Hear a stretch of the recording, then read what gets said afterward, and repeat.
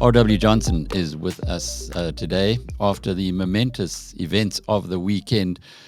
Mr. Johnson, you've been telling us for a while that the Putin project, as it were, is getting increasingly fragile and that South Africa may have been backing the wrong horse. Now, without making any conclusions of the consequences of what's happened over the weekend, it certainly looks like South Africa there'll be some impact on the Prigozihn attempted coup and what might come from this on South Africa as a whole, particularly as we go towards the 2024 election. And I think this is really what people are wondering about.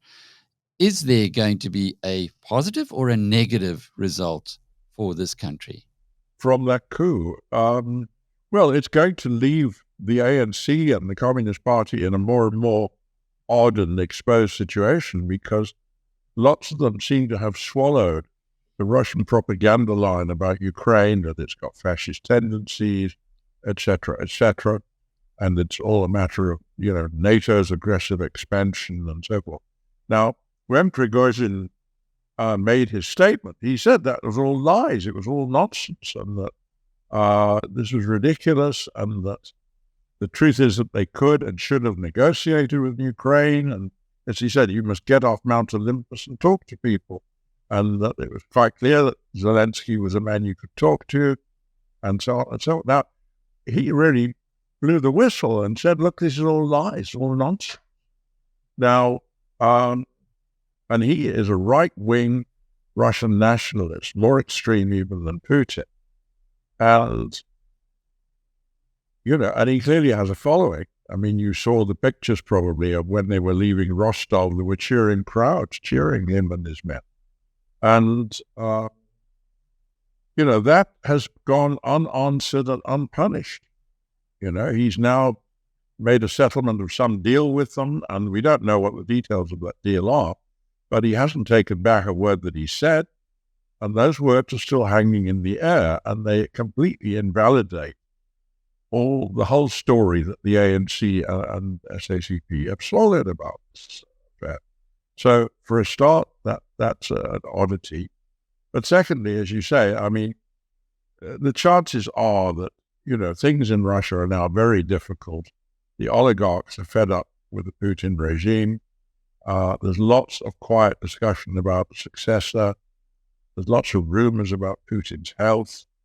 And the general feeling is that one way or the other, he's on his way out, and that he may not last all that long. And of course, the end could be peaceful or it might not be.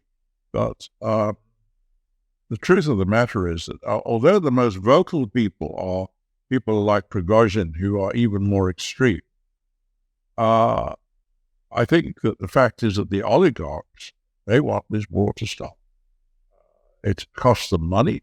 They can't go and live in London. They can't send their children to fancy schools in England. They can't do lots of things that they used to before.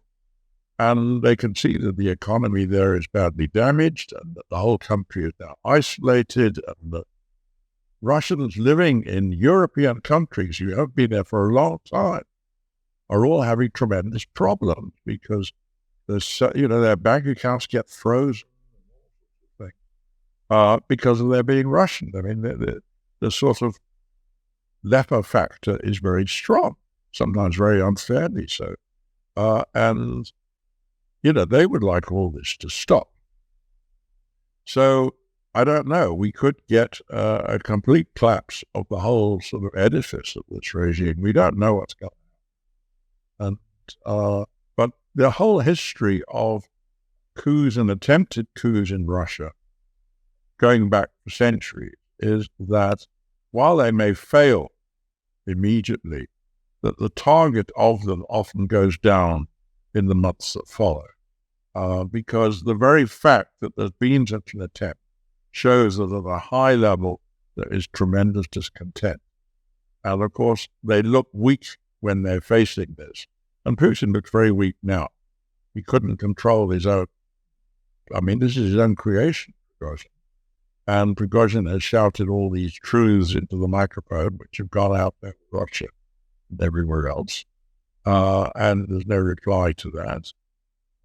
So Putin doesn't look good at all. And what's more, Prigozhin was able to say, we're setting off for Moscow. And they would say, they immediately said they're going to close that road, but he got more than halfway before he turned. I mean, that's not impressive. And the only way that was possible is that people in the Russian army did not know what to do, did not want to choose a side, did not want to get into a fight. And that suggests that they're less than fully reliable and loyal from Putin's point of view. So that is a very, very bad sign. So, I think it's not over, and we have to wait and see over the months that follow what happens. We don't get anything to that. A recent piece that you wrote for Biz News about the Wagner Group was the involvement in Africa. Now that it's being disbanded, what might happen there? Well, we don't know. Look, it would appear that at least while they're trying to put the Wagner Group in Ukraine under the command of Shoigu, the Russian defense minister, at least some of Prigozhin's men seem to be going with him to Belarus. So he's got at least some of his supporters with him. And of course, that leaves all the people who are in Mali and Central African Republic and Sudan and so forth in a very strange situation. But I think that, he will want to maintain that base if he possibly can. And after all, it's quite lucrative. And that also gives him a real sort of leverage on people. So I'm sure he'll try to hang on to his African operation. I mean, they're not supposed to be under the control of the Russian defense minister. So I take it they will continue. But we have to see, because quite clearly, although Wagner, it may be a private army, it has relied upon backup from the Soviets, from the Russian state, rather. And that may or may not continue, I don't know. But that really brings another card into the deck, the fact that he's going to be sitting in Belarus, but with these African vassals, really, where he's propping up regimes in Africa through his mercenaries. Perhaps it could get even worse for the continent. Yeah, whether he'll stay in Belarus or whether he's even there, we don't know. I would be surprised. Belarus, after all, he can't trust the Belarus regime. It's very close to Putin. It's loyal. It's a vassal, basically, a colony. And, Russia's an imperial state. That's the point. You've got to realize that. And they are classically, like any empire, they're trying to get back their colony. And you must realize that what's going on at the same time is the Chinese have been moving in very, very strongly into Kazakhstan, Turkestan, Uzbekistan, Kyrgyzstan, all of those places in Central Asia, which are gradually becoming Chinese sort of colonies, if you like, of their own, because China's an imperial state too. And China, moreover, believes that they belong to China. Those are historic Chinese territories, so they all got claims on their territory. But so with that, the Russians can see a huge part of what was the Soviet Empire slipping away. And they worry all the time about Chinese illegal migration into Siberia, which is going on all the time. And China's overpopulated, Russia's underpopulated. These vast empty lands just to the north, with oil and other resources. So, they worry about this. And one of the things that the war has done is to make Russia more and more obviously a client of China. It's very complex and requires a lot of deep thought and research. And then we see Cyril Ramaphosa at the Paris summit last week, showing that he appears to be completely out of touch with geopolitics, with economics even.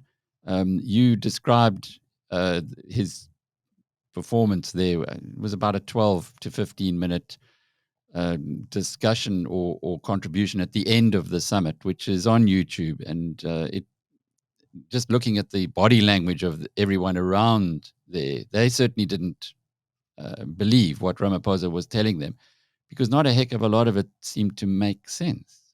No, well, I think he is way out of his depth, of course, and it's rather pathetic, actually. But and this speech that he made saying, only if the West invests enormous amounts of money into Africa will we take you seriously, and then we'll be able to go home and say, yes, it's worth going to these summits. The idea that they have to reward the people by saying that matters and that counts is just rather sad in a way. And, I can imagine that Macron and his crowd have been, well, once they're on their own, they will be laughing at that. It just isn't serious at all. But no, look, I think this is true. Look, South Africans on a whole are rather parochial people. They live at the tip end of Africa. They're not very well informed about international events, and they don't study them. I don't suppose Ramaphosa, everything that he knows is things he's learned on the job in the last few years, and it won't be much. So he is, of course, mild. Mbeki was much more clued in. I think he's the only leader that we've had who knew his way around in international affairs until he went crazy over AIDS and things like Zimbabwe. Was taken seriously then. But then he wasn't taken seriously. But no, I mean, I think that, and of course the DIRCO, our Foreign Affairs Department, is equally very, very amateur, out of its depth. Our ambassadors are usually no good. And I mean, it's an amazing situation at the moment where we're worrying about our relations with America. We don't have an ambassador in Washington. We haven't had for quite a long time. Why on earth don't they find someone quickly who knows what they're doing? It's ridiculous. There you are. We do know that South Africa is an open economy with more than 50% of business activity reliant on either imports or exports. But why is the international relations on a political level so relevant? Well, I mean, you've given part of the answer in your description. I mean, when you are an open economy with that high reliance on imports and exports, and indeed foreign investment as well, then you simply can't afford not to be sensitive to the rest of the world. And you really have to stay in touch with the people that you are relying on. So, I think that one of the most worrying things, which I was writing about, is that our leaders at the moment have got infatuated with these ideas which they hear from BRICS about we're all moving towards a multipolar world and away from the domination of superpowers. And soon we won't have to rely on the dollar, and there'll be some other reserve currency and so on, which they all think would be lovely. And they talk as if it's going to happen tomorrow. And of course it's not. And these are all the distant objectives, which may never happen. And, it's as far out of touch as their continuous demands for a seat on the Security Council. That's not going to happen either. And there's a long queue of people ahead of South Africa. I mean, India for a start, Germany, Japan, probably Indonesia, and so on and so forth. Japan. I mean, the idea of an African country on the Security Council as a permanent member is very, very unlikely and distant. Yet they talk about it as if they think it's a realistic proposal, and it's simply not. So, I think the same is true about this Look, it's quite clear that we are not moving towards a multipolar world. We are going back to a Cold War situation where there are two superpowers, this time America and China. And we're going to find ourselves in the same situation that we were as in the Cold War. And of course, there will be more middle powers than there used to be. That's true. And some of them, especially in Asia, are coming up very fast. But I'm afraid that doesn't help Africa at all. We are not coming, or at least there are some African countries that are coming up fast, but a long way down. And it's not really us. It's countries like Kenya which are really moving up. Mauritius. But why the narrative? Why would the president of this country sit in a room with other global leaders and talk nonsense? Because it really was. It was a lot of rubbish that he was sprouting. And if you look at the cutaways and at the other world leaders, some of them looking up at the ceiling, others almost looking away, nobody attentive and encouraging whatsoever.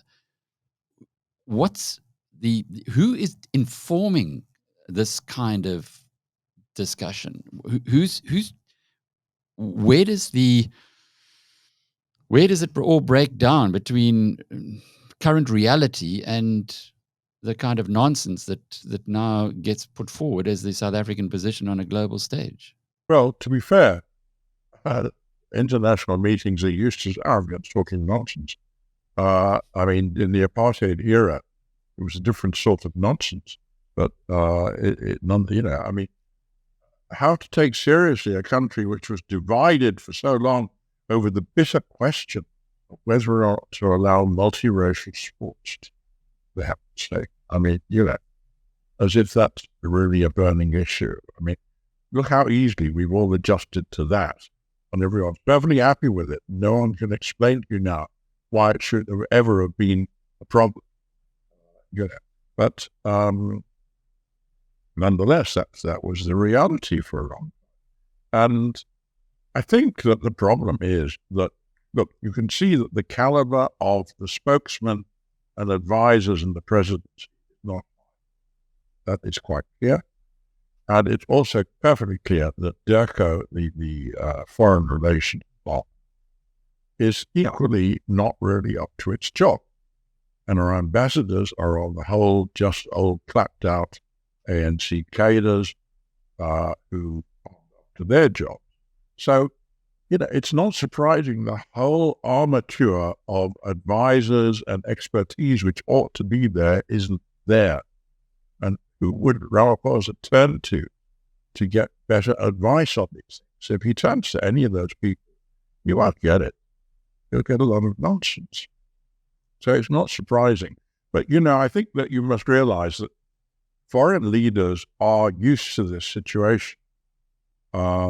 That's why, at first, they were so pleased to be able to talk to Mbeki, because he did seem to know what was what, and he had some understanding of it all, and was sensitive to some of the rail politics as well.